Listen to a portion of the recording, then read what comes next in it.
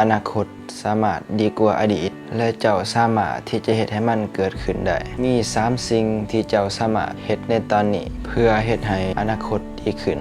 1. หยุดมุ่งความสนใจไปที่คนอื่นหลายเกินไปอย่าเปรียบเทียบบทที่1ของตัวเองหรือว่าบทที่1ของเจ้ากับบทที่10ของคนอื่นถ้าเจ้าในวันนี้ดีกว่าเมื่อวานเจ้าชนะสิ่งนั้นแล้วเพราะว่าเส้นไส้ของเจ้าบ่ได้อยู่ในจุดเดียวกับคนอื่นเมื่อเจ้าสนใจคนอื่นมันเป็นคือกับเจ้ากำลังแล่นแข่งขันกันแทนที่จะเอาสมาธิไปอยู่กับการแล่นของเจ้าหันไปเบิ่งคนอื่นที่แล่นข้างเจ้าและการเฮ็ดแบบนี้มันเฮ็ดให้เจ้าหลุดสมาธิได้และเจ้าอาจจะสะดุดล้มหรือว่าหมดกำลังใจที่จะแล่นแต่ถ้าเจ้าเพียงแต่ไปสนที่เป้าหมายของเจ้าไปสนที่เส้นไส้ของเจ้าหรือว่าเส้นไส้ของตัวเองเจ้าจะบ่ไปคิดสนใจคนอื่นและเจ้าก็จะไปถึงเส้นไส้ได้ไวขึ้น 2. แทนที่จะเบิ่งว่าสถานการณ์ที่บ่ดีเป็นสิ่งที่เฮ็ดให้เฮารู้สึกหมดกำลังใจให้คิดว่ามันเป็นสิ่งที่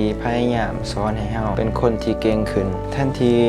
จะคิดว่าอุปสรรคเป็นปัญหาเป็นกำแพงให้คิดว่ามันเป็นคันไดที่จะพาเฮาไปอีกระดับหนึ่งหรือว่าให้เฮาฮู้เข้าใจเกี่ยวกับชีวิตการใช้ชีวิตในการเข้าใจชีวิต 3. ลดความขาดหวังบางเทื่อความทุกข์มันมาจากการที่ชีวิตเฮาบ่ได้เป็นไปตามที่เฮาขาดหวังลดความขาดหวังเจ้าก็สามารถลดความทุกข์ได้ในตอนที่เจ้ารู้สึกโดดเดี่ยวรู้สึกหมดกำลังใจบ่มีไผ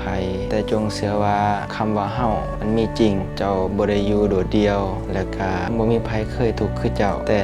จงเชื่อว่าเจ้าบ่ได้เป็นคนเดียวในโลกที่กำลังทุกข์และเจ้าก็บ่ได้เป็นคนสุดท้ายที่กำลังทุกข์อีกและก็มีคนอื่นที่เคยพาตัวเองออกจากความทุกข์ได้เจ้าเองก็สามารถเฮ็ดได้แบบนั้นและก็คนทุกข์ที่เคยผ่านแต่ส่วนหลายจะเข้าใจคือกันเพราะเขาเคยผ่านมาในความทุกข์นั้นแต่เขามีความศรัทธาในความคิดว่ามื้ออื่นแม้นสามารถดีกว่ามื้อวานโอเคเนาะหวังว่าแนวคิดนี้อาจจะเป็นประโยชน์ให้กับทุกคนที่อยากมีแนวคิดดีๆอยากเข้าใจตัวเองและสามารถส่งต่อความคิดนี้ให้คนอ้อมข้างเพื่อนๆของเจ้าได้โอเคบาย